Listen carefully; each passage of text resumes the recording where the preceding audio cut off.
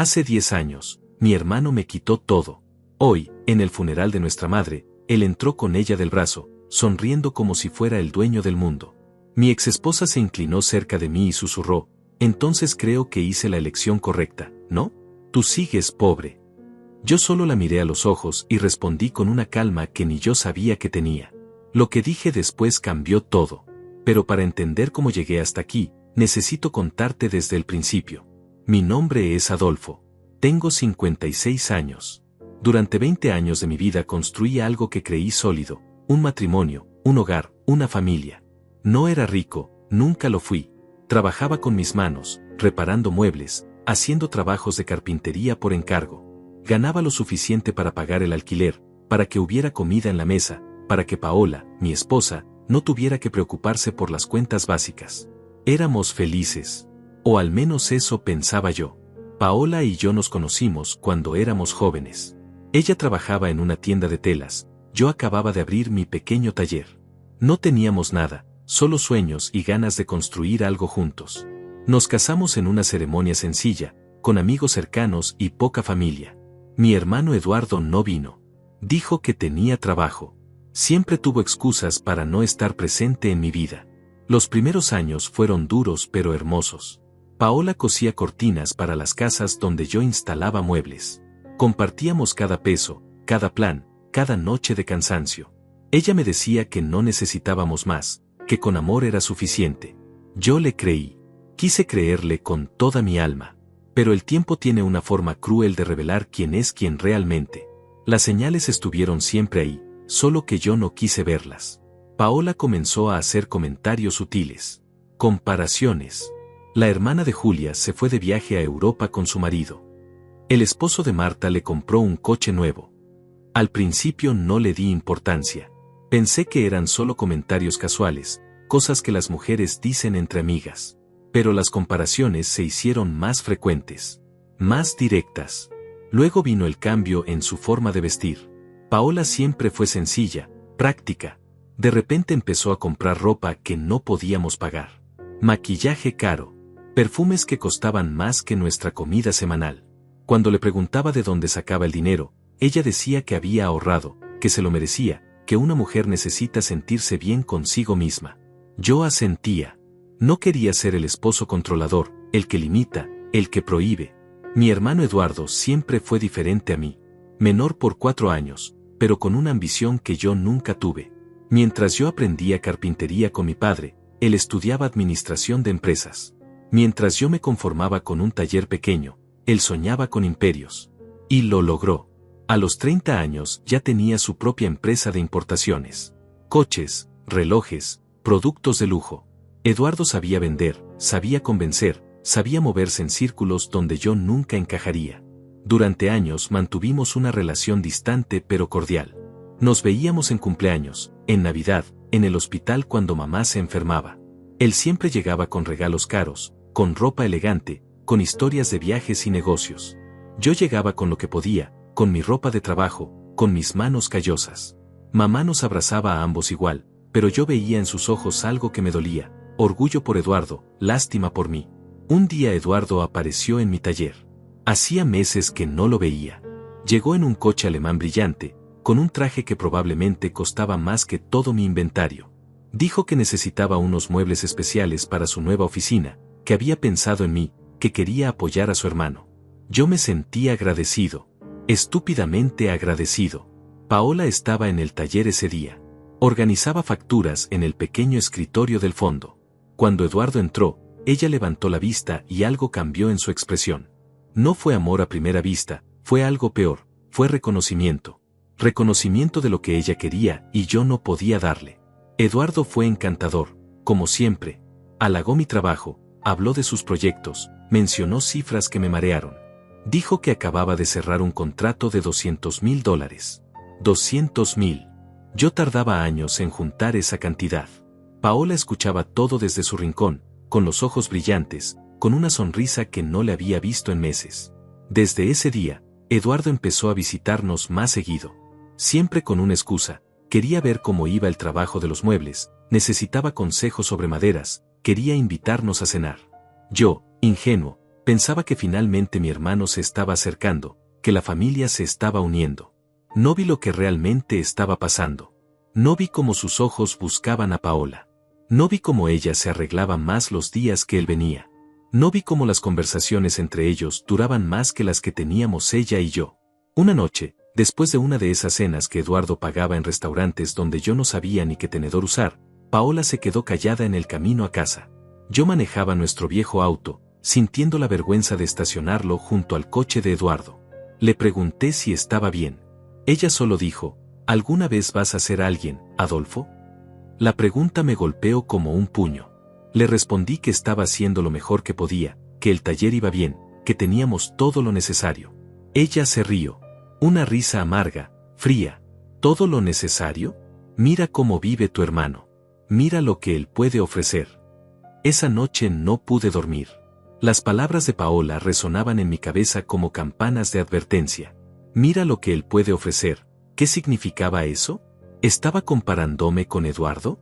¿O estaba comparando su vida conmigo con la vida que podría tener con alguien como él? Traté de convencerme de que estaba exagerando, de que eran solo palabras dichas en un momento de cansancio. Pero en el fondo, algo dentro de mí ya sabía la verdad. Solo que no quería aceptarla. Los meses siguientes fueron una lenta agonía. Paola se volvió distante, fría. Ya no me esperaba despierta cuando llegaba tarde del taller. Ya no preparaba esas cenas sencillas que solíamos compartir conversando sobre el día. Ahora comía sola, o decía que no tenía hambre, o que ya había comido. Su teléfono sonaba constantemente.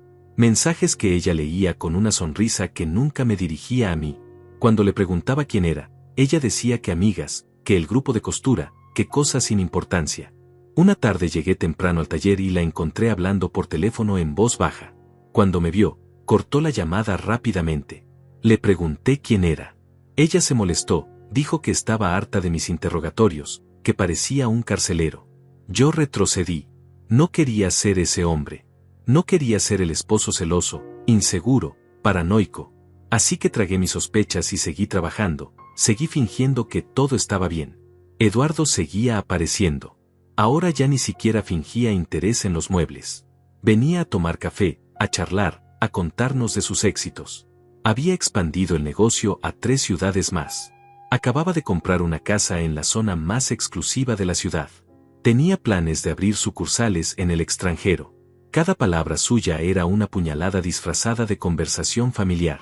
Y Paola escuchaba todo con los ojos llenos de algo que yo había perdido hacía tiempo: admiración. Un sábado, Eduardo nos invitó a su casa nueva. Dijo que quería celebrar, que éramos familia, que debíamos estar juntos. Paola aceptó antes de que yo pudiera decir nada. Se compró un vestido nuevo para la ocasión. Un vestido que costó más de lo que yo ganaba en una semana.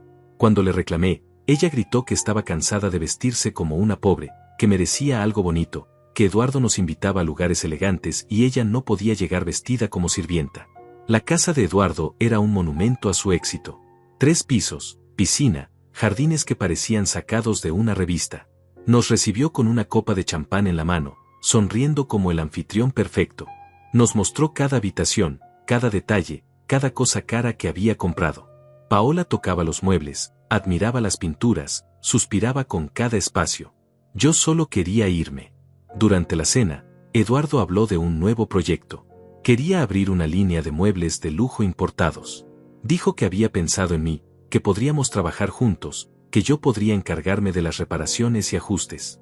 Me ofreció ser su empleado, con un salario generoso de $1,200 al mes. $1,200. Él ganaba eso en un día. Pero Paola me miró con ojos suplicantes. Es una buena oportunidad, Adolfo. Deberías aceptar. Rechacé la oferta. Le dije que tenía mi propio negocio, que no necesitaba trabajar para nadie. Eduardo se encogió de hombros, sonrió con condescendencia y dijo: como quieras, hermano. La oferta está abierta cuando cambies de opinión. Esa noche, en el auto de regreso, Paola lloró. Lloró de rabia, de frustración. Me dijo que era un orgulloso, que estaba desperdiciando oportunidades, que me conformaba con la mediocridad. Le respondí que no era mediocridad, que era dignidad. Ella dejó de llorar, me miró con frialdad y dijo: tu dignidad no paga las cuentas. Las semanas siguientes fueron un infierno. Paola apenas me hablaba. Dormíamos en la misma cama, pero éramos extraños. Yo intentaba acercarme, buscar conversación, rescatar algo de lo que fuimos. Ella me rechazaba con excusas, con cansancio, con indiferencia. Una noche intenté abrazarla y ella me apartó con asco. No me toques, dijo. Como si yo fuera algo sucio, algo indigno de tocarla. Entonces llegó el día que cambió todo. Era un martes. Recuerdo el día porque había llovido toda la mañana y el taller olía a madera húmeda. Paola había salido temprano, dijo que tenía cosas que hacer. No volvió en toda la tarde. A las 8 de la noche recibí un mensaje suyo. Solo decía, necesitamos hablar. Estoy en casa. Ven ya. Cuando llegué al departamento, ella estaba sentada en la sala. Tenía las maletas hechas. 2 maletas grandes junto a la puerta. Mi corazón se detuvo. Le pregunté qué pasaba. Ella no me miró a los ojos. Solo dijo, me voy, Adolfo. Esto ya no funciona.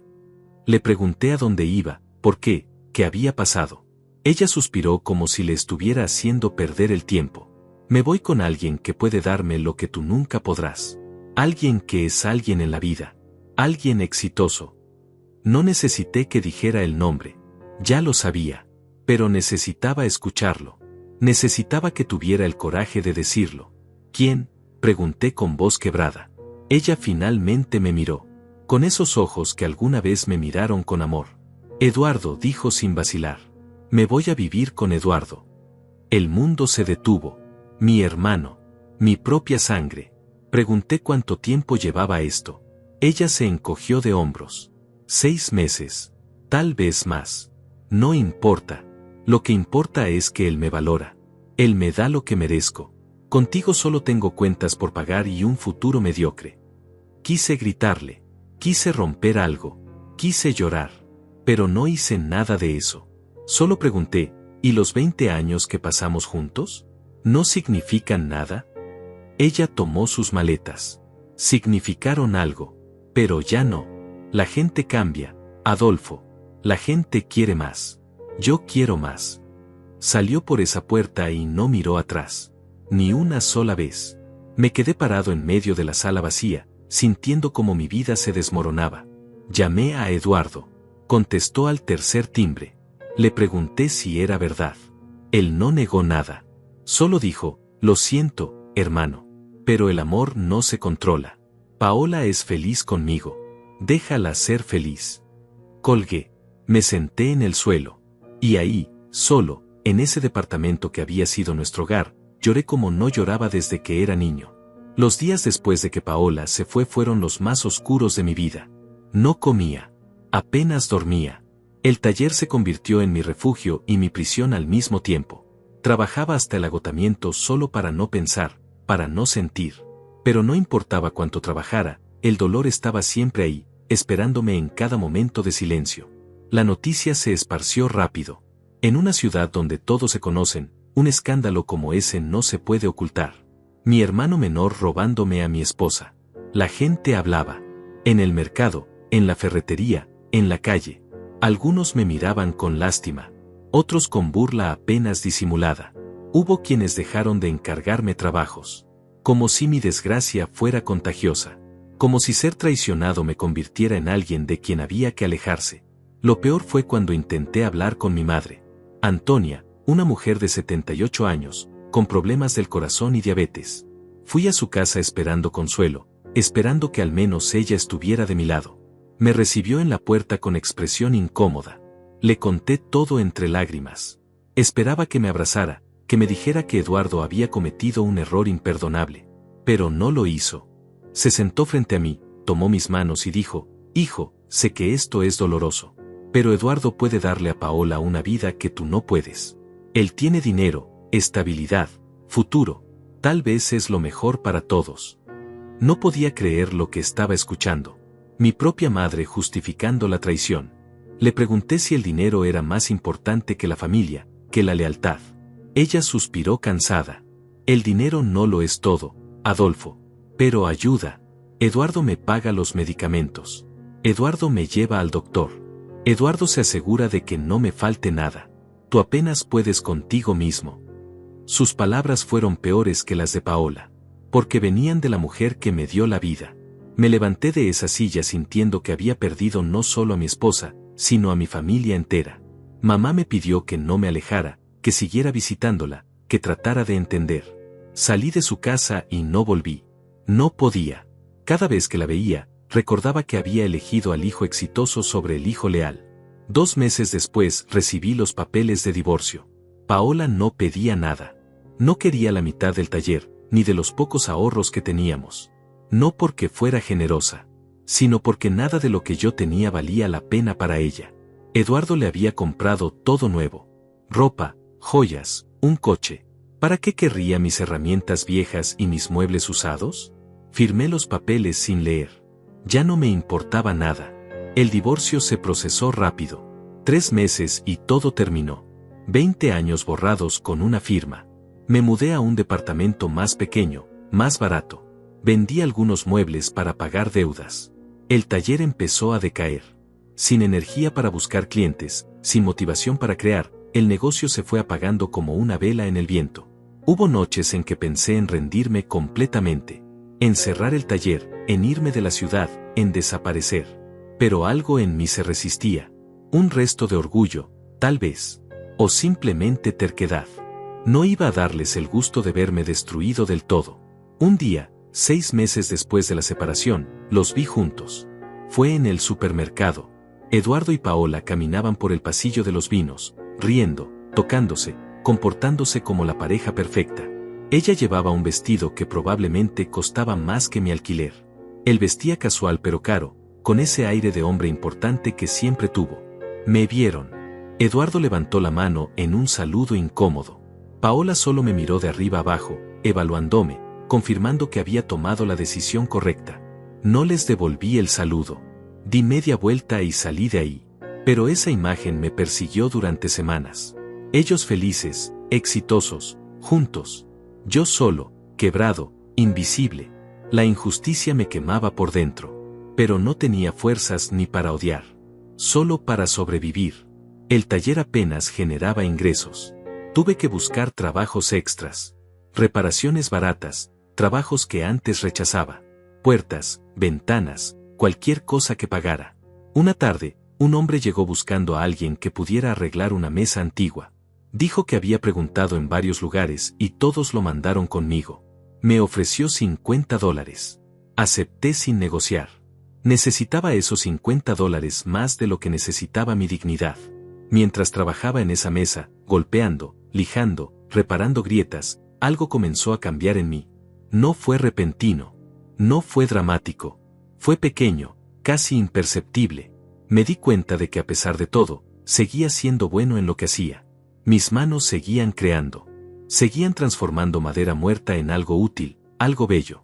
Y si mis manos podían hacer eso con la madera, tal vez podían hacer algo con mi vida también. Empecé a levantarme más temprano. A trabajar con más cuidado. A buscar clientes con más empeño. No por venganza. No para demostrarle nada a Paola o a Eduardo. Sino porque necesitaba demostrarme a mí mismo que todavía valía algo. Que todavía podía construir algo con mis propias manos. Un día llegó al taller una mujer. Tendría unos 45 años, elegante pero no ostentosa. Cabello oscuro recogido, ropa de buen gusto, mirada seria. Se presentó como Brenda. Dijo que era arquitecta y que estaba diseñando una casa para un cliente exigente. Necesitaba muebles personalizados, con diseños específicos, con maderas especiales. Otros carpinteros le habían dicho que era demasiado complicado, que no valía la pena. Me mostró los planos. Eran diseños hermosos, complejos, desafiantes. Exactamente lo que necesitaba. Le dije que podía hacerlo. Ella me miró con escepticismo. ¿Estás seguro? No puedo permitirme errores. El cliente paga bien, pero es muy exigente. Le sostuve la mirada. Puedo hacerlo, repetí con firmeza. Me dio 2 semanas para la primera pieza, una biblioteca modular con entrepaños ajustables y compartimentos ocultos. Me pagó un anticipo de $300. No era mucho para ella, probablemente, pero para mí era una oportunidad. Trabajé en esa biblioteca como no había trabajado en años. 12, 14 horas diarias. Cada corte perfecto, Cada ensamble milimétrico. Cada acabado impecable. Cuando Brenda volvió a recoger la pieza, se quedó en silencio. Tocó la madera, abrió los compartimentos, revisó cada detalle. Luego me miró y por primera vez en meses, alguien me miró con respeto. Esto está perfecto, dijo. Mejor de lo que esperaba. ¿Puede hacer 4 más? Le dije que sí. Durante los siguientes meses trabajé exclusivamente para Brenda. Cada proyecto era más complejo que el anterior. Cada pago era un poco mejor. Ella comenzó a confiar en mí, a pedirme opiniones, a mostrarme diseños antes de presentarlos a sus clientes. Una tarde, después de entregar un comedor completo, se sentó en el taller y me preguntó, ¿por qué un carpintero tan talentoso trabaja en un lugar como este? No supe qué responder. Ella esperó paciente. Finalmente le conté todo. La traición, el abandono, la caída. Esperaba lástima. Pero Brenda solo asintió como si entendiera perfectamente. Mi exesposo me dejó por su secretaria, dijo con voz calmada. Me quitó la mitad de lo que construimos juntos y se fue. Durante un año pensé que mi vida había terminado. Luego entendí algo, las personas que te abandonan te hacen un favor. Te obligan a descubrir quién eres realmente sin ellos. Sus palabras se quedaron conmigo. Brenda se convirtió en algo más que una cliente. Se convirtió en una mentora, aunque nunca usamos esa palabra. Después de ese día en que compartimos nuestras historias de abandono, algo cambió entre nosotros. Ya no era solo una relación profesional. Había respeto mutuo, comprensión silenciosa. Ella veía en mí algo que yo mismo había dejado de ver, potencial. Una tarde, mientras yo terminaba de barnizar una mesa de centro con incrustaciones de metal, ella llegó con una propuesta. Adolfo, he estado pensando. Tus muebles son demasiado buenos para venderlos como parte de proyectos de otros. Deberías tener tu propia línea, tu propia marca. La miré como si hubiera dicho algo imposible. Brenda, apenas tengo para pagar este taller. ¿Una marca? Eso requiere inversión, marketing, contactos, cosas que no tengo. Ella se sentó en un banco de trabajo, cruzó las piernas y me miró con esa seriedad que yo ya conocía. Yo tengo contactos.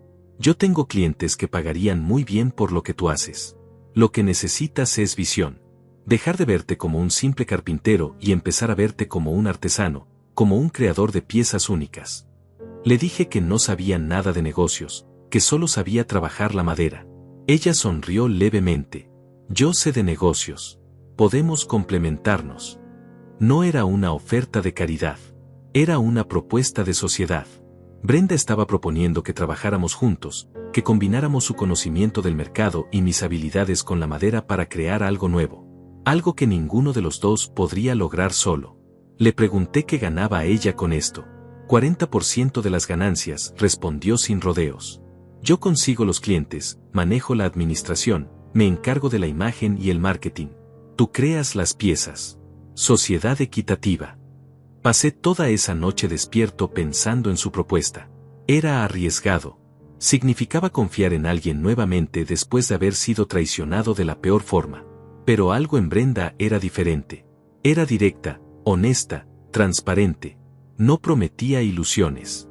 Prometía trabajo duro y resultados realistas. Al día siguiente la llamé y acepté. Los primeros 6 meses fueron brutales. Brenda no mentía cuando decía que sería trabajo duro. Rediseñamos completamente el taller. Ella consiguió un préstamo pequeño, $5,000, que usamos para comprar mejores herramientas y maderas de calidad superior. Me enseñó a documentar cada proceso, a tomar fotografías profesionales de cada pieza, a crear un portafolio que mostrara no solo el producto final sino el trabajo artesanal detrás de él. Creamos un catálogo. No muebles comunes. Piezas únicas con diseños que mezclaban tradición y modernidad. Brenda tenía un ojo increíble para saber qué querían los clientes de alto nivel. Me empujaba a experimentar, a combinar materiales, a atreverme con diseños que yo jamás habría intentado solo. Algunas piezas fallaban. Otras eran obras maestras. Aprendí más en esos 6 meses que en 20 años trabajando por mi cuenta. El primer cliente grande llegó 8 meses después de formar la sociedad. Un empresario que estaba construyendo una casa de campo y quería todo el mobiliario personalizado. Brenda manejó la negociación. Yo me encargué de las piezas. El contrato fue por $25,000. $25,000. más de lo que había ganado en los últimos 3 años combinados. Trabajé día y noche durante 2 meses. Cada mueble era una obra de arte. Camas, mesas, sillas, libreros, todo hecho a mano con maderas nobles. Cuando entregamos el proyecto, el cliente quedó tan impresionado que nos recomendó con sus amigos. Así empezó todo. Boca a boca. Cliente tras cliente. La reputación de nuestros muebles comenzó a crecer. Brenda era implacable con la calidad. Rechazaba proyectos y sentía que no podíamos cumplir con la excelencia que prometíamos. Mejor perder un cliente hoy que perder nuestra reputación para siempre, decía. Durante ese tiempo, yo no supe nada de Eduardo ni de Paola. No pregunté. No busqué información. Estaba demasiado ocupado reconstruyendo mi vida como para preocuparme por la de ellos. Pero una tarde, casi 2 años después de la separación, me encontré con un conocido en la ferretería. Un hombre que había sido amigo de Eduardo. Me saludó incómodo y luego, como quien no quiere la cosa, soltó: «Oye, ¿supiste que tu hermano y Paola se casaron? Fiesta grande, en el hotel más caro de la ciudad. Invitaron a medio mundo». La noticia me golpeó, no voy a mentir. No porque quisiera a Paola de regreso. Esa mujer ya no significaba nada para mí. Pero dolía saber que ellos estaban celebrando mientras yo apenas comenzaba a recomponerme. El hombre siguió hablando. Dicen que Eduardo le compró una camioneta de lujo. Y que están planeando irse de viaje a Europa 3 meses. Debe estar nadando en dinero tu hermano. Asentí sin expresión y cambié de tema. Esa noche, mientras trabajaba en una cómoda de madera de cerezo, pensé en todo lo que había pasado. En la humillación, en la traición, en la soledad. Pero también pensé en Brenda, en el negocio que estábamos construyendo, en la paz que sentía cuando creaba algo con mis manos. Y me di cuenta de algo fundamental: ya no les tenía envidia. No quería la vida de Eduardo. No quería el dinero fácil, las apariencias, las relaciones construidas sobre traiciones. Quería lo que tenía ahora: dignidad, propósito, trabajo honesto. Los años siguientes fueron de crecimiento constante. Brenda y yo refinamos nuestro modelo de negocio. Nos especializamos en muebles sostenibles de alto nivel. Maderas certificadas, diseños atemporales, piezas que duraban generaciones. Nuestros clientes ya no eran solo locales. Comenzamos a recibir pedidos de otras ciudades, de otros estados. Un arquitecto de California vio nuestro trabajo en una revista de diseño y nos encargó el mobiliario completo para un proyecto residencial. $40,000. El proyecto más grande hasta ese momento. Brenda manejaba todo con una eficiencia que yo admiraba profundamente. Nunca perdía la calma, nunca dejaba que las emociones nublaran las decisiones de negocio. Me enseñó a valorar mi trabajo, a no regalar mi talento, a cobrar lo que realmente valían las piezas que creaba.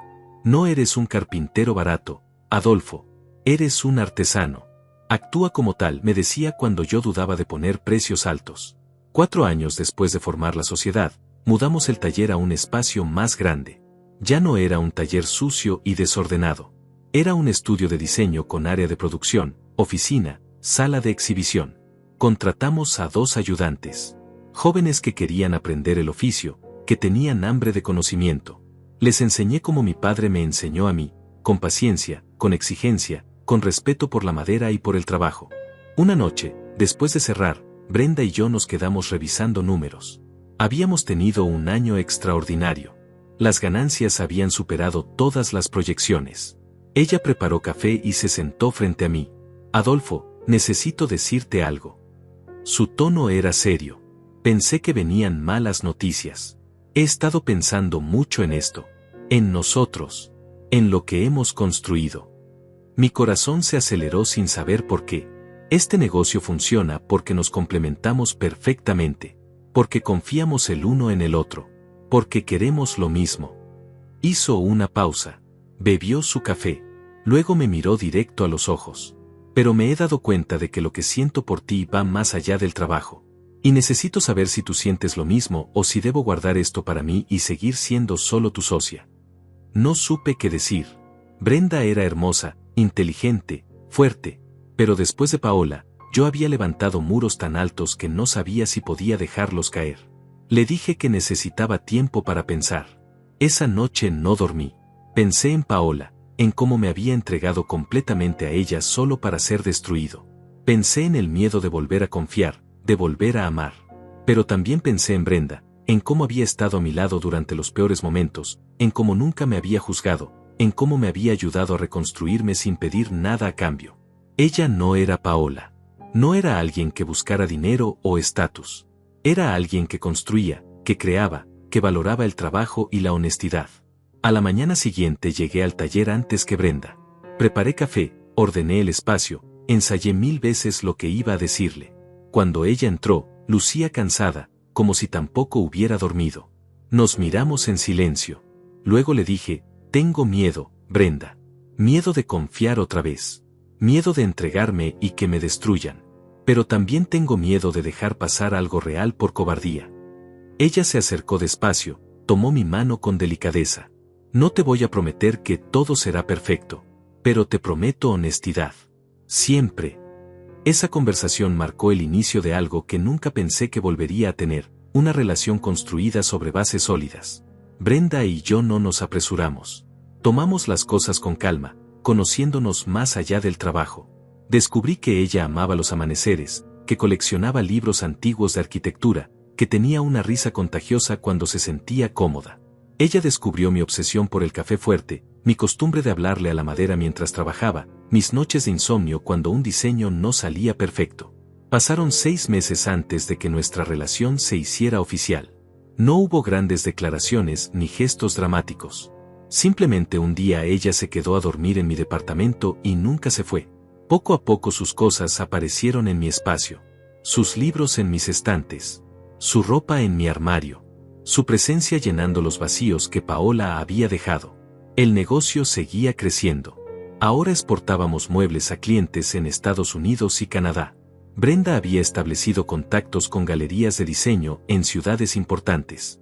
Nuestras piezas se vendían por cifras que yo jamás había imaginado. Un escritorio de nogal con incrustaciones de bronce se vendió en $12,000. Una mesa de comedor en $15,000. No éramos millonarios, pero vivíamos bien. Muy bien. Con estabilidad, con seguridad, con un futuro claro. 5 años después de que Paola me dejara, Brenda y yo nos casamos. Fue una ceremonia pequeña, íntima. Solo amigos cercanos, los empleados del taller, algunas de las personas que habían creído en nosotros cuando nadie más lo hacía. No invité a mi madre. No invité a Eduardo. Esa parte de mi familia ya no existía para mí. Brenda me preguntó si estaba seguro de excluirlos. Le dije que sí. Algunas puertas se cierran para siempre, y está bien así. La vida con Brenda era diferente a todo lo que había conocido. Con Paola siempre había una exigencia implícita, una medición constante de si yo era suficiente. Con Brenda había paz. No necesitaba demostrar nada. Ella me aceptaba completo, con mis cicatrices, con mis miedos, con mis imperfecciones. Y yo hacía lo mismo con ella. Construimos una relación de iguales, donde ambos aportábamos, donde ambos decidíamos, donde ambos crecíamos. El taller se convirtió en una pequeña empresa reconocida. Maderas Adolfo y Brenda era ahora un nombre respetado en el mundo del diseño de interiores de alta gama. Teníamos 6 empleados, un showroom elegante, presencia en redes sociales, artículos en revistas especializadas. Brenda manejaba la parte corporativa con maestría. Yo seguía creando, ahora con más libertad, con mejores recursos, con la tranquilidad de saber que lo que hacía era valorado. Durante todos esos años, nunca busqué información sobre Eduardo o Paola. Pero las ciudades pequeñas tienen memoria, y de vez en cuando llegaban rumores. Que Eduardo había cerrado 2 sucursales. Que había tenido problemas con proveedores. Que Paola ya no lucía tan feliz como antes. Yo escuchaba sin comentar. Su vida ya no me concernía. Entonces, hace 3 meses, recibí una llamada que no esperaba. Era mi primo Rodrigo, el único familiar con el que mantenía contacto esporádico. Su voz sonaba grave, cuidadosa. Adolfo, necesito decirte algo. Es sobre tu mamá. Está muy enferma. Los doctores dicen que le quedan semanas, tal vez días. El corazón se me estrujó. A pesar de todo, a pesar del dolor que me causó, seguía siendo mi madre. Le pregunté qué tenía. El corazón. Ya no responde a los tratamientos. Está en casa, con cuidados paliativos. Eduardo está con ella. No supe qué hacer con esa información. Brenda me encontró sentado en el taller, mirando al vacío. Le conté todo. Ella se sentó a mi lado y esperó. Después de un largo silencio, le dije, no sé si puedo verla. No sé si puedo perdonar que eligiera a Eduardo sobre mí. Brenda tomó mi mano.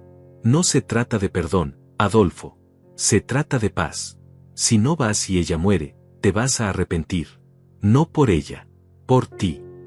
Pasaron 2 semanas antes de que reuniera el valor para ir. Brenda me acompañó. Llegamos a la casa donde crecí, una casa que ahora lucía descuidada, vieja.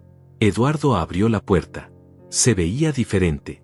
Más delgado, con canas prematuras, con una expresión cansada que no le había visto nunca.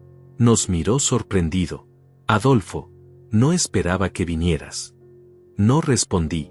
Solo pregunté por mamá. Ella estaba en su habitación, conectada a máquinas, respirando con dificultad. Cuando me vio entrar, sus ojos se llenaron de lágrimas. Intentó hablar, pero la tos la interrumpió. Me senté junto a su cama. Tomé su mano, tan frágil, tan pequeña. Mamá, dije simplemente. Ella apretó mi mano con la poca fuerza que tenía. Perdóname, susurró. Perdóname por no haber estado de tu lado. Por haber elegido mal. No dije nada. Solo me quedé ahí, sosteniendo su mano, dejando que llorara. Eduardo entró a la habitación. Nos miró incómodo. Adolfo, yo también, necesito pedirte perdón. Lo que hice fue imperdonable. Lo miré por primera vez en años. Vi a un hombre quebrado, muy diferente al hermano arrogante que recordaba. Pero no tenía nada que decirle. Algunas heridas son demasiado profundas para sanar con palabras. Mamá murió 3 días después. Falleció en paz, rodeada de Eduardo, Rodrigo y una enfermera. Yo no estuve presente en ese momento. Había vuelto a casa después de esa visita, sintiendo que había hecho lo que tenía que hacer. Cuando recibí la llamada, sentí tristeza, pero también algo de alivio. Mamá ya no sufría. Y yo había tenido la oportunidad de despedirme, de decir lo que necesitaba decir sin palabras. El funeral fue inevitable. Brenda me preguntó si quería ir. Le dije que sí. No por Eduardo. No por Paola. Sino por mamá. Por cerrar ese capítulo de mi vida de manera definitiva. Llegamos temprano a la funeraria. Algunos familiares lejanos nos saludaron con sorpresa. Yo vestía un traje sobrio pero elegante que Brenda me había ayudado a escoger. Ella lucía hermosa, serena, con esa elegancia natural que siempre tuvo. La ceremonia comenzó. Eduardo llegó con Paola. Él vestía un traje caro pero arrugado. Ella llevaba un vestido negro que intentaba ser elegante pero fallaba. Se veían cansados, apagados. Nada que ver con la pareja radiante que fueron alguna vez. Eduardo me vio y asintió brevemente. Paola me miró de arriba abajo, evaluándome como hacía años. Pero esta vez su mirada era diferente. Había algo de sorpresa, tal vez de confusión. Después del servicio, mientras la gente se acercaba a dar el pésame, Eduardo se quedó cerca del ataúd, recibiendo condolencias con expresión ausente. Paola se movía por la sala, intentando parecer importante, hablando con unos y otros. Yo me mantuve apartado con Brenda, sin buscar protagonismo, sin necesidad de demostrar nada. Entonces Paola se acercó. Se plantó frente a mí con una sonrisa apenas perceptible. Brenda me apretó la mano suavemente, como recordándome que estaba ahí. Paola me miró de arriba abajo otra vez, luego miró a Brenda, luego volvió a mirarme. Y con ese tono que yo conocía tan bien, ese tono que resumaba superioridad, dijo, entonces, Adolfo, veo que sigues igual. Creo que hice la elección correcta, ¿no? Tú sigues pobre. El silencio después de las palabras de Paola fue denso, pesado. Algunas personas cercanas voltearon a mirarnos, sintiendo la tensión. Brenda no se movió, pero sentí como su mano apretaba la mía con más fuerza. Paola esperaba una reacción. Probablemente esperaba verme avergonzado, humillado, derrotado como la última vez que nos vimos. Quería confirmar que había ganado, que su decisión de abandonarme por Eduardo había sido la correcta, que el dinero, el estatus y el éxito material eran la medida definitiva de una vida bien vivida. La miré a los ojos. Esos mismos ojos que alguna vez me miraron con amor, luego con desprecio, y ahora con arrogancia vacía. Vi las pequeñas arrugas que el tiempo y tal vez la insatisfacción habían grabado alrededor de su boca. Vi el maquillaje excesivo intentando ocultar el cansancio. Vi el vestido caro que no lograba esconder lo que realmente era, una mujer tratando desesperadamente de convencerse a sí misma de que era feliz. No grité. No me alteré. No intenté justificarme ni defenderme. Solo dejé pasar unos segundos que debieron parecerle eternos. Luego, con una calma que me sorprendió incluso a mí, respondí: lamento que todavía midas el éxito de esa manera, Paola. Yo lo mido por las noches en que duermo en paz. Y hace años que duermo muy bien. Su sonrisa vaciló. Algo cruzó por su rostro. Confusión, tal vez. O el primer indicio de duda. Pero antes de que pudiera responder, Brenda dio un paso adelante. No de manera agresiva, sino con esa elegancia natural que la caracterizaba. Permíteme presentarme apropiadamente, dijo con voz firme pero educada. Soy Brenda, la esposa de Adolfo. Y también su socia en maderas Adolfo y Brenda. Tal vez hayas visto nuestro trabajo en las revistas de diseño internacional. Paola parpadeó. Miró a Brenda con más atención, como si la estuviera registrando por primera vez. ¿Socia?, preguntó con tono incrédulo. Brenda asintió con una sonrisa cortés. Sí. Llevamos 8 años trabajando juntos. Nuestros muebles se exportan a 12 países. Acabamos de cerrar un contrato con una cadena hotelera en California por $350,000. Pero imagino que eso no es lo importante aquí, ¿verdad? Estamos en un funeral. El rostro de Paola cambió de color. La miró a ella, me miró a mí, volvió a mirar a Brenda. Abrió la boca para decir algo, pero no salió ningún sonido. Eduardo, que había estado observando desde lejos, se acercó rápidamente. Paola, vámonos, dijo con voz tensa, tomándola del brazo. Pero ella se soltó bruscamente. $350,000, repitió con voz más alta de lo necesario. Algunas personas voltearon con más obviedad. No puede ser. Adolfo es carpintero. Un simple carpintero. Su voz temblaba entre incredulidad y algo que sonaba peligrosamente parecido al pánico. Brenda mantuvo su compostura impecable. Adolfo es un artesano reconocido internacionalmente. Pero entiendo tu confusión. Han pasado 10 años. Las cosas cambian. Las personas cambian. Eduardo intervino, su rostro tenso. Adolfo, Brenda, lamento esto. No es el momento ni el lugar. Tenía razón. Estábamos en el funeral de nuestra madre. Asentí. Tienes razón, Eduardo. No es el momento. Tomé la mano de Brenda y comenzamos a alejarnos. Pero Paola no había terminado. Espera, dijo, su voz ahora con un tono casi desesperado. Si es verdad que les va tan bien, ¿por qué no te veo en un coche lujoso? ¿Por qué no llevas un reloj caro? ¿Por qué no? Brenda la interrumpió con suavidad. Porque las personas seguras de sí mismas no necesitan demostrarlo con objetos. El verdadero éxito no grita. El verdadero éxito simplemente es. Paola se quedó congelada. Eduardo la tomó del brazo nuevamente, esta vez con más firmeza. Paola, por favor. Ya basta. Ella lo miró con ojos brillantes, no de lágrimas sino de algo más oscuro. Rabia, tal vez. O la horrible revelación de que había cometido un error irreparable. Eduardo prácticamente la arrastró hacia el otro lado de la sala. Brenda y yo salimos de la funeraria. El aire fresco de la tarde nos golpeó. Ella me miró preocupada. ¿Estás bien? Me tomó un momento responder. Sorprendentemente, estaba bien. Más que bien. Sí, dije finalmente. Por primera vez en 10 años, realmente estoy bien. Ella me abrazó. Estoy orgullosa de ti. No mordiste el anzuelo. No te rebajaste a su nivel. Esa noche, en casa, Brenda preparó té y nos sentamos en el balcón. ¿Sabes qué fue lo más triste de todo?, le dije después de un largo silencio. Que Paola sigue midiendo la vida con la misma vara que hace 10 años.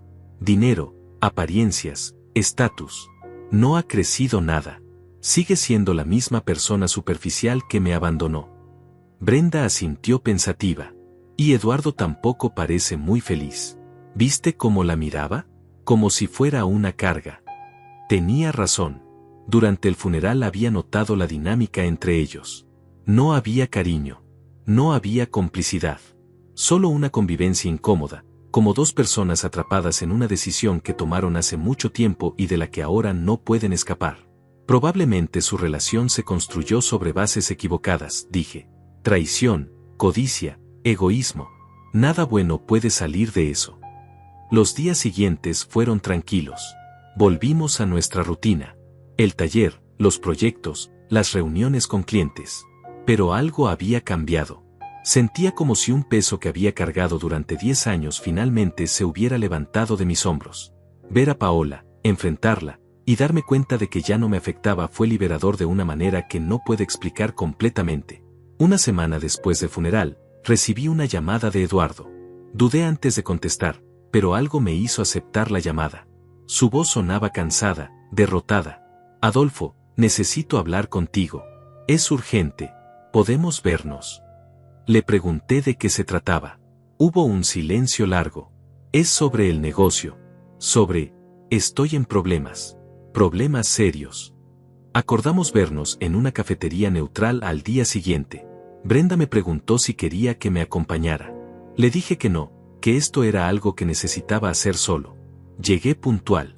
Eduardo ya estaba ahí, sentado en una mesa del fondo. Lucía peor que en el funeral. Ojeras profundas, barba descuidada, ropa arrugada.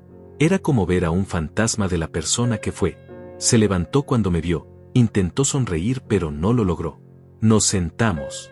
Él ordenó café pero no lo tocó. Gracias por venir, dijo con voz ronca.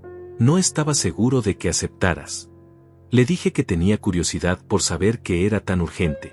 Él suspiró profundamente, miró su taza como si contuviera las respuestas del universo. Todo se está desmoronando, Adolfo. El negocio, mi vida, todo. Empezó a hablar y las palabras salieron como un torrente que había estado conteniendo demasiado tiempo. La empresa que había construido estaba colapsando. Malas inversiones, socios deshonestos, deudas acumuladas. Había tenido que cerrar todas las sucursales excepto una. Los proveedores lo estaban demandando. Los bancos le exigían pagos que no podía cumplir.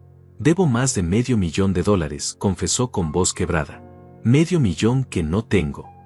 Lo escuché sin interrumpir. Había algo casi poético en la situación. El hermano que lo tuvo todo, que se robó a mi esposa porque podía ofrecerle una vida mejor, ahora estaba quebrado. Pero no sentí satisfacción. Solo una especie de melancolía. ¿Y Paola? Pregunté. Eduardo soltó una risa amarga. Paola está furiosa. Dice que la engañé, que le prometí una vida de lujo y ahora no tenemos nada. Amenaza con dejarme. Irónicamente igual que hizo contigo. ¿Por qué me cuentas esto, Eduardo? Pregunté directamente. Él finalmente me miró a los ojos. Porque necesito ayuda. Necesito un préstamo.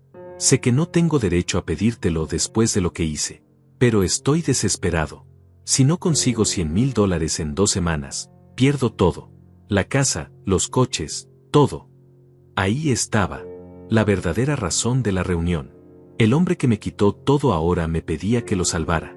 La ironía era tan perfecta que casi dolía. Me recosté en la silla y observé a mi hermano. Realmente lo observé. No con odio, no con venganza, sino con una especie de distancia clínica. Este era el hombre que había destruido mi matrimonio, que se había acostado con mi esposa mientras yo trabajaba para darle un futuro. El hombre que había disfrutado de mi dolor, que había ostentado su éxito mientras yo me levantaba cada mañana sin saber cómo seguir adelante. Y ahora estaba frente a mí, completamente vulnerable, pidiéndome que lo rescatara. $100,000, repetí en voz alta, dejando que las palabras flotaran entre nosotros. Eduardo asintió desesperadamente. Sé que es mucho. Pero tú tienes un negocio exitoso. Brenda dijo que cerraron un contrato enorme. Yo te pagaría con intereses. Lo que me pidas. Solo necesito tiempo para reorganizar todo. Lo miré fijamente. ¿Y qué te hace pensar que yo tengo ese dinero disponible? ¿Que nuestro negocio es tan líquido que puedo sacar $100,000 así como así? Eduardo se pasó las manos por el rostro. Lo sé, pero eres mi última opción. He tocado todas las puertas. Los bancos me rechazan. Los socios me dieron la espalda. Amigos que pensé que eran leales desaparecieron cuando las cosas se pusieron feas. Tú eres la única persona que conozco que podría tener ese dinero y que tal vez, solo tal vez, tendría compasión de ayudar a su hermano. Compasión.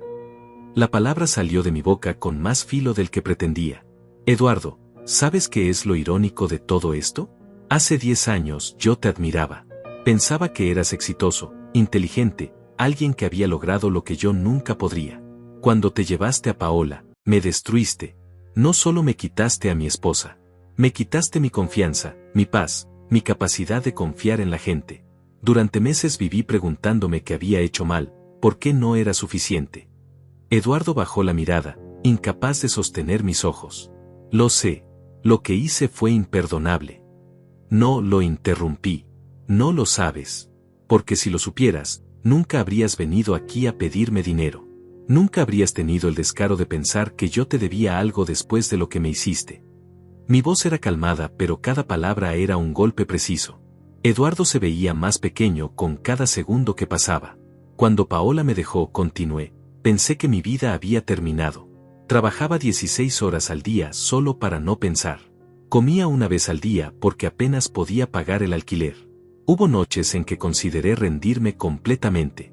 Y mientras yo estaba en el fondo del pozo, tú estabas con ella, disfrutando de mi dolor, construyendo tu felicidad sobre mis ruinas. Eduardo tenía lágrimas en los ojos ahora. Lo siento, Adolfo. Si pudiera regresar el tiempo. Pero no puedes, lo corté. Nadie puede. Y aquí está la verdad, Eduardo, yo reconstruí mi vida. No porque tuviera ayuda. No porque alguien me rescatara. Sino porque decidí que mi valor no dependía de cuánto dinero tenía o de quién me amaba. Aprendí que el verdadero éxito no se mide en dólares sino en paz mental, en relaciones auténticas, en poder mirarme al espejo y estar orgulloso del hombre que veo. Eduardo sollozaba abiertamente ahora. Algunas personas en la cafetería nos miraban con curiosidad. Por favor, Adolfo. No te estoy pidiendo perdón. Solo te estoy pidiendo ayuda. Préstame el dinero y prometo que nunca más volveré a molestarte. Desapareceré de tu vida si eso es lo que quieres. Me incliné hacia adelante. ¿Sabes qué es lo más triste de todo esto?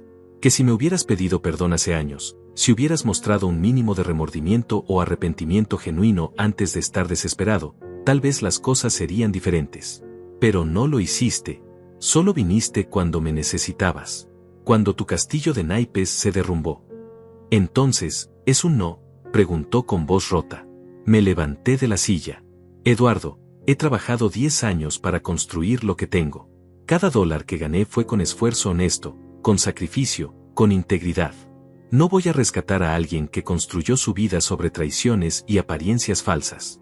No porque quiera venganza, sino porque sería irresponsable de mi parte recompensar ese comportamiento. Saqué mi billetera y dejé dinero suficiente para pagar ambos cafés. Espero que encuentres una salida, pero no será a través de mí.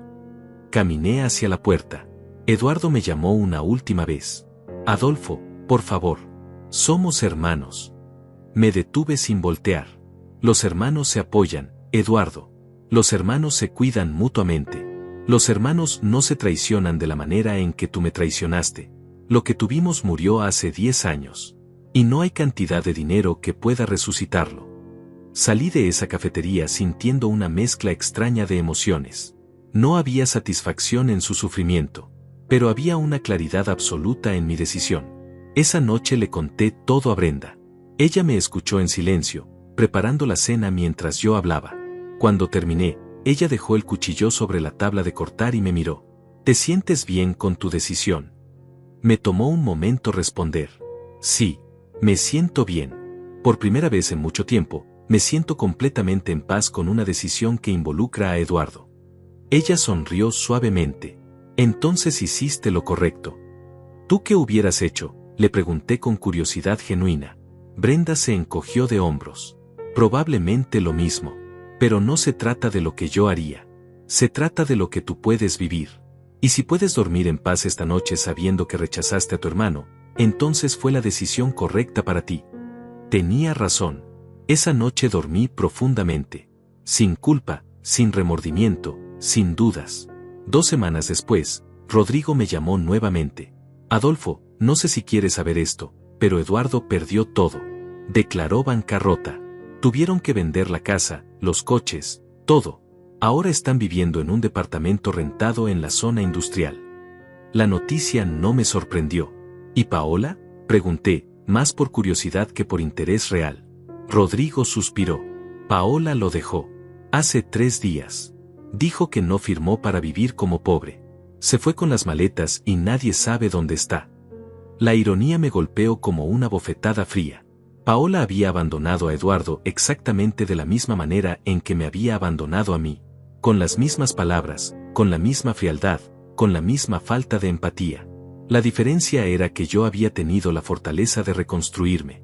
Eduardo, acostumbrado a que todo le llegara fácil, acostumbrado al éxito sin esfuerzo real, se había derrumbado completamente bajo el peso de sus propias decisiones. Colgué el teléfono y me quedé mirando al vacío por un largo rato.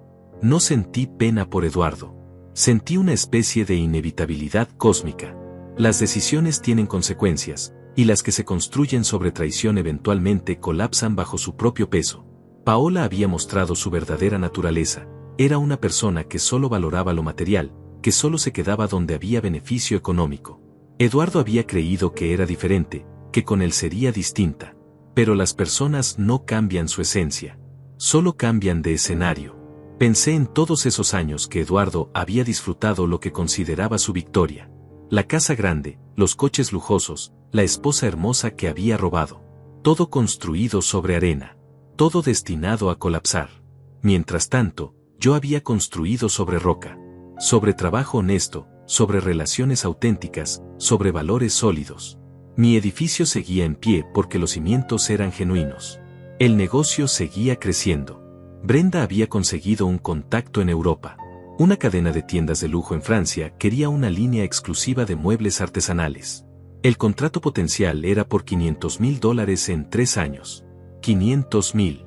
La cifra que Eduardo debía y no podía pagar, nosotros la estábamos considerando como un contrato más entre varios. La ironía no se me escapaba. Una tarde, mientras trabajaba en un prototipo para la línea francesa, entró al taller un joven que no reconocí. Tendría unos 18 años, alto, delgado, con una expresión tímida pero determinada. «¿Señor Adolfo?», preguntó con voz insegura. Asentí, dejando las herramientas a un lado. «Soy Julián, el hijo de Eduardo y Paola». El mundo se detuvo por un segundo. El hijo. No sabía que Eduardo y Paola tenían un hijo. Nadie me lo había mencionado nunca. Me preguntaba si había nacido antes o después de que ella me dejara. «¿Qué puedo hacer por ti, Julián?», pregunté, intentando mantener mi voz neutral. El muchacho respiró profundo, claramente nervioso. Sus manos temblaban ligeramente mientras las metía en los bolsillos de su chaqueta gastada. «Vine porque quiero pedirle disculpas. Por mis padres. Por todo lo que le hicieron». Su sinceridad me tomó por sorpresa. Me sorprendió su madurez, su valentía de venir aquí solo. «Tú no tienes que disculparte por las decisiones de otros», le dije con honestidad. «Lo que hicieron tus padres fue su elección, no la tuya». Julián negó con la cabeza con vehemencia. «Pero crecí escuchando historias sobre usted. Historias que mis padres contaban para justificar lo que hicieron. Decían que usted era un fracasado, que no tenía ambición, que mi mamá merecía algo mejor. Yo les creí durante años. Crecí pensando que usted era el villano de la historia». «¿Y ahora?», pregunté con curiosidad genuina. Julián miró alrededor del taller, admirando las piezas en proceso, las herramientas organizadas, el espacio limpio y profesional. Tocó con reverencia una mesa de nogal que estaba terminando. «Ahora veo que ellos mintieron. Sobre usted, sobre lo que significa el éxito, sobre todo. Mi papá está destruido. Vive solo en un departamento horrible, bebiendo cada noche. Mi mamá nos abandonó sin mirar atrás. Y usted está aquí, creando cosas hermosas, con una esposa que lo respeta, con un negocio honesto». Sus ojos se llenaron de lágrimas. Julián se limpió las lágrimas con el dorso de la mano, avergonzado de mostrar emoción frente a un extraño que técnicamente era su tío. Le ofrecí una silla y se sentó con la rigidez de alguien que no está acostumbrado a recibir amabilidad. «¿Quieres agua? ¿Café?», le pregunté. Él negó con la cabeza, pero luego cambió de opinión. «Agua, por favor». Le traje una botella del pequeño refrigerador del taller. Bebió casi la mitad de un solo trago. «¿Cuántos años tienes, Julián?», le pregunté, sentándome frente a él en otro banco de trabajo. 18. Acabo de graduarme de la preparatoria. Hice cálculos mentales rápidos. Si tenía 18, significaba que Paola ya estaba embarazada cuando me dejó, o quedó embarazada inmediatamente después. La revelación me golpeó con una fuerza inesperada. «¿Naciste antes o después de que tu madre y yo nos divorciáramos?», pregunté, necesitando saber. Julián bajó la mirada. 3 meses después. Mi mamá ya estaba embarazada cuando dejó su casa. Ella nunca me lo dijo directamente, pero encontré documentos. Fechas que no coincidían con la historia oficial. Entonces Eduardo no solo me había quitado a mi esposa. Se había acostado con ella mientras todavía estábamos casados. Mientras yo trabajaba largas horas para mantener nuestro hogar, ellos ya estaban construyendo el suyo. El nivel de traición era aún más profundo de lo que había imaginado. ¿Y por qué vienes a verme ahora?, pregunté después de un largo silencio. Julián se enderezó, como reuniendo coraje. Porque necesito saber la verdad. Toda mi vida ha sido una mentira. Mis padres me criaron con una narrativa donde ellos eran los héroes y usted era el obstáculo que tuvieron que superar. Pero cuando todo se derrumbó, cuando el dinero se acabó, vi quiénes eran realmente. Y no me gustó lo que vi. Me contó cómo había sido su infancia. Superficialmente perfecta pero vacía. Eduardo trabajaba constantemente, obsesionado con mantener las apariencias, con demostrar su éxito. Paola gastaba sin control, compraba afecto con objetos, nunca estaba presente emocionalmente. Tuve todo lo material, dijo Julián con voz cansada. Ropa de marca, el último modelo de teléfono, vacaciones caras. Pero nunca tuve una conversación real con mi padre. Nunca vi a mi madre leer un libro o interesarse por algo que no fuera su apariencia. Cuando mi padre empezó a tener problemas con el negocio, todo cambió. Las peleas eran constantes. Mi madre le gritaba que era un fracasado, que la había engañado, que le había prometido una vida que no podía cumplir. Él bebía cada vez más. Yo me encerraba en mi cuarto con audífonos, tratando de no escuchar cómo se destruían mutuamente. Julián hablaba con una madurez que no correspondía a sus años. El dolor había acelerado su crecimiento. El día que mi madre se fue, continuó, yo estaba en casa. Ella hizo las maletas mientras mi padre le suplicaba que se quedara. Le prometió que arreglaría todo, que recuperaría el dinero, que volverían a tener la vida de antes. Ella solo se rió y dijo, Eduardo, te tomé porque tenías dinero. Sin dinero no eres nada para mí. ¿Por qué iba a quedarme? Lo dijo frente a mí, como si yo no importara. La imagen era desgarradora. ¿Y tú qué hiciste?, pregunté. Julián se encogió de hombros. Nada.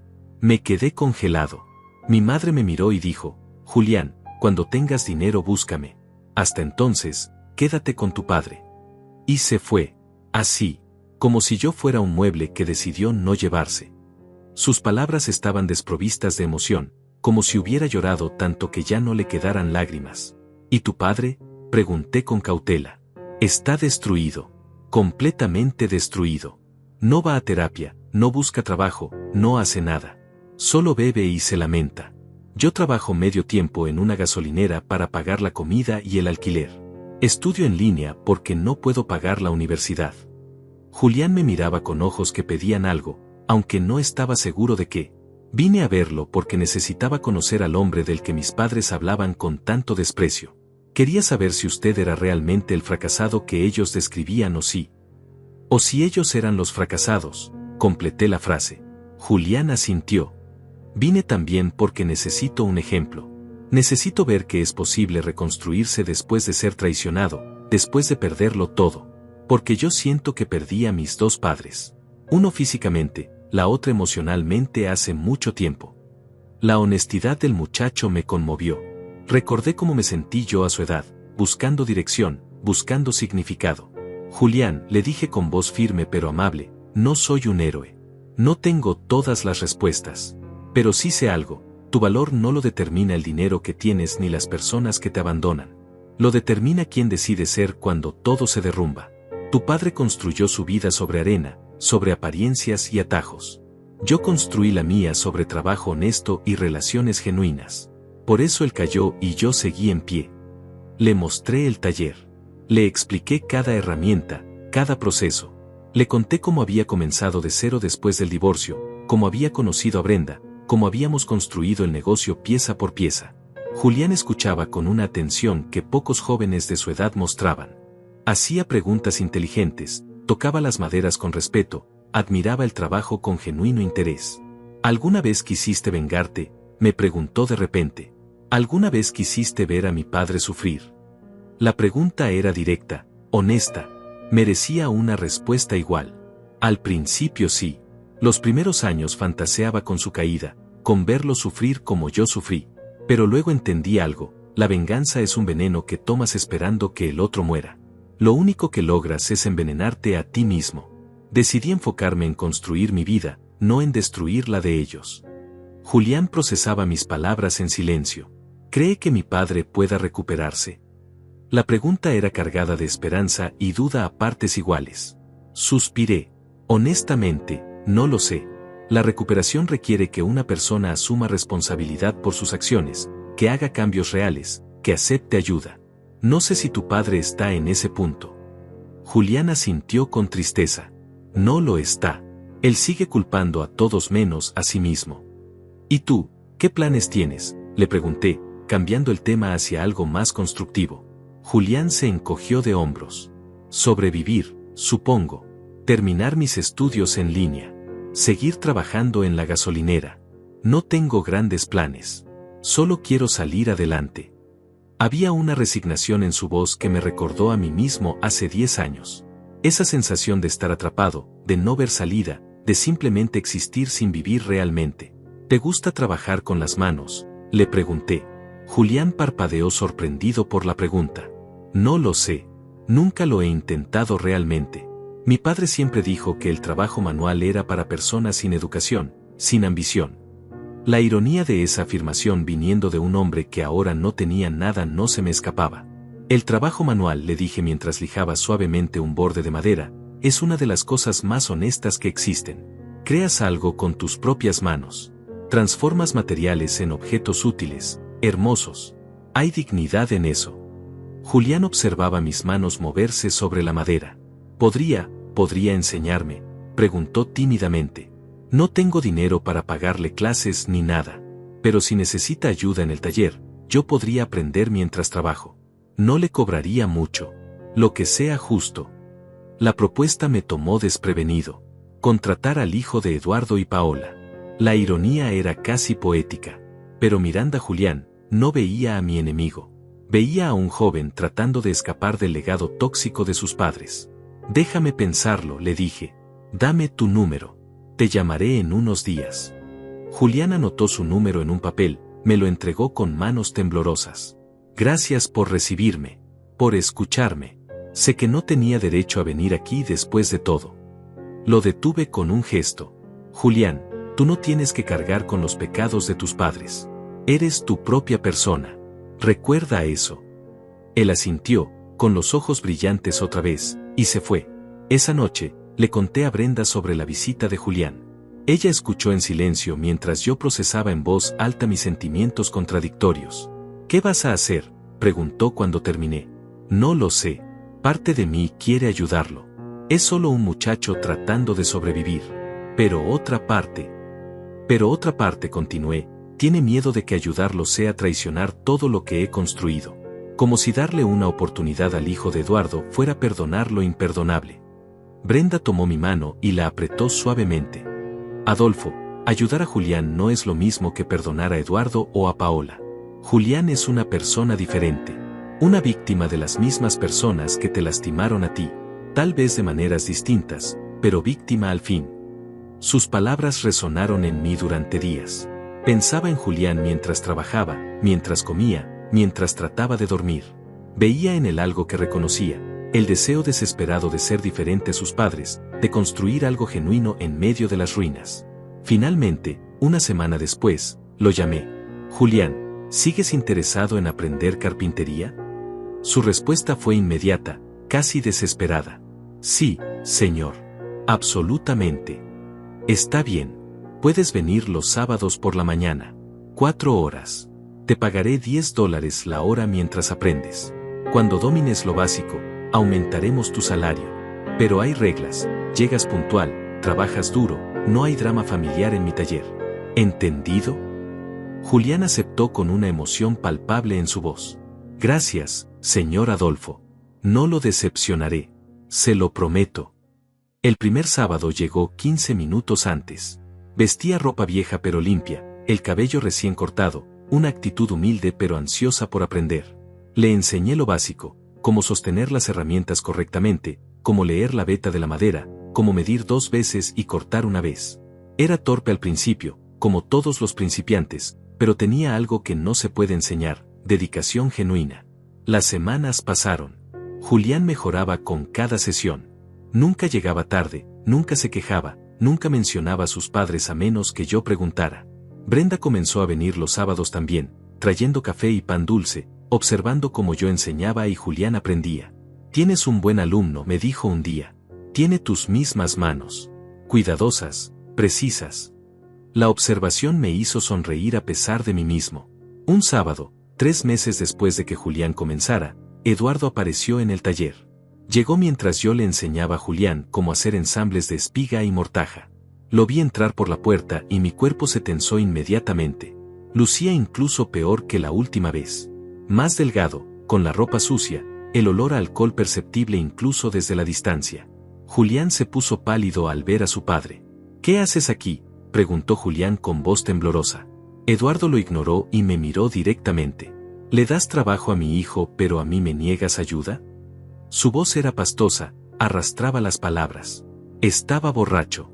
A tu hijo le doy una oportunidad de aprender un oficio honesto», respondí con calma. «Tú me pediste dinero para seguir viviendo la mentira que construiste. Son cosas muy diferentes». Eduardo se tambaleó hacia adelante. «Eres un hipócrita. Juegas al santo mientras me hundes. Le llenas la cabeza de ideas a mi hijo, lo pones en mi contra». Julián dio un paso adelante. «Nadie me pone en tu contra, papá. Tú hiciste eso solo. Con tus mentiras, tu alcoholismo, tu negativa a asumir responsabilidad por nada». Las palabras salieron con una fuerza que sorprendió a todos, incluyendo a Julián mismo. «¿Cómo te atreves?». Eduardo levantó la mano amenazadoramente. Me interpuse entre ellos antes de que pudiera hacer algo estúpido. «Eduardo, estás borracho. Vete antes de que llame a la policía». Él me empujó débilmente. No tenía fuerza real, solo rabia impotente. «Todo es tu culpa.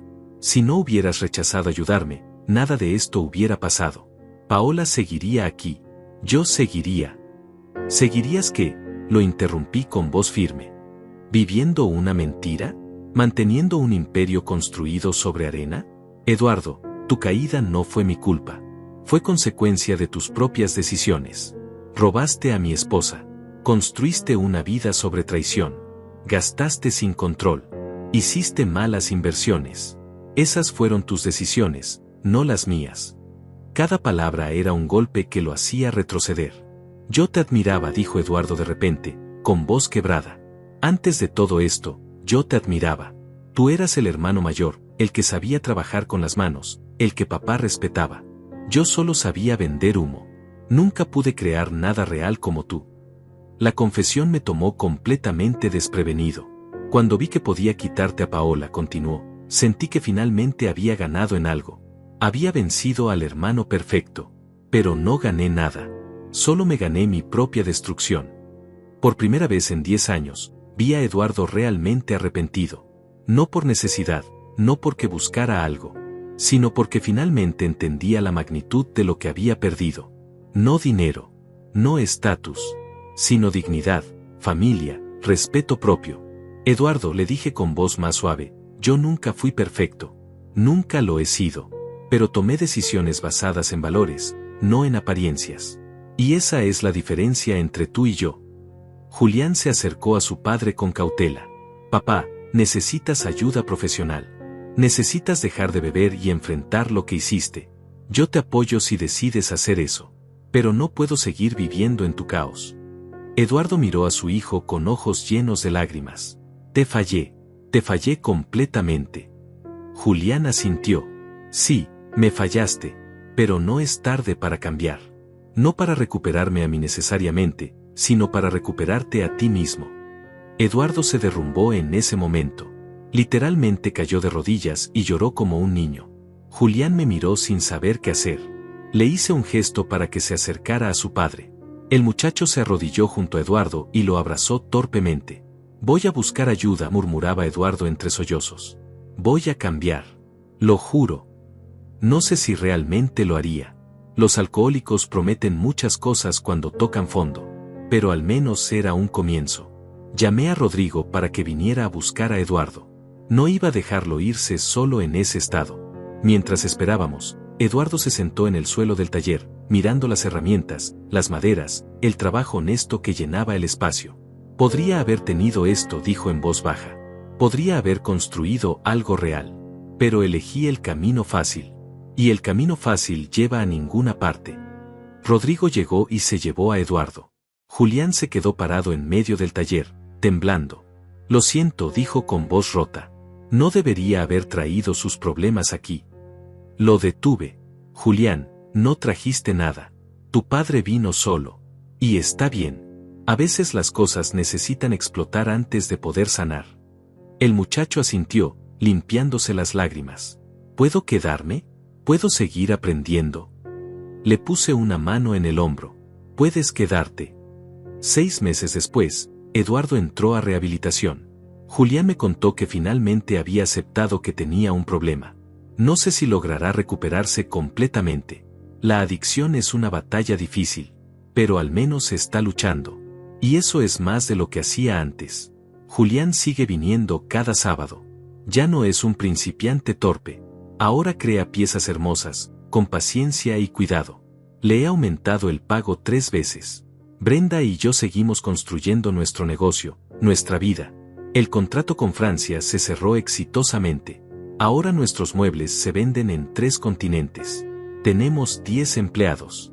Un showroom en el centro de la ciudad. Reconocimiento en revistas internacionales. Pero nada de eso importa tanto como la paz que siento cada noche cuando me acuesto junto a Brenda.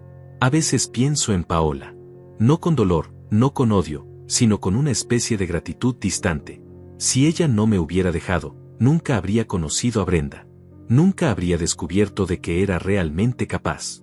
Nunca habría construido algo genuino. Su traición fue, paradójicamente, el mejor regalo que pudo haberme dado. Me liberó de una vida mediocre con alguien que nunca me valoró. Hace un mes recibí una carta. Sin remitente, pero reconocí la letra inmediatamente. Era de Paola. Decía que estaba viviendo en otro estado, que había reflexionado mucho, que se arrepentía de sus decisiones. Que finalmente entendía que el dinero no compra felicidad. Que yo tenía razón en todo. No pedía perdón explícitamente, pero estaba implícito en cada palabra. Le mostré la carta a Brenda. ¿Vas a responder?, preguntó. Negué con la cabeza. No hay nada que decir. Ese capítulo está cerrado. Brenda tomó la carta y la guardó en un cajón. Algún día, cuando estés listo, tal vez quieras recordar que incluso las personas que nos lastiman pueden crecer. Tenía razón. Pero ese día no era hoy. Tal vez nunca llegaría. Y estaba bien así. Hoy, sentado en mi taller, viendo a Julián trabajar concentrado en una mesa de cedro, siento algo que no había sentido en años: completitud. No porque tenga dinero, no porque tenga éxito medible en cifras, sino porque construí una vida basada en valores que no se derrumban cuando las circunstancias cambian. Dignidad, trabajo honesto, relaciones genuinas, paz interior. Eduardo me quitó a mi esposa hace 10 años. Pensó que me estaba destruyendo, pero en realidad me estaba liberando.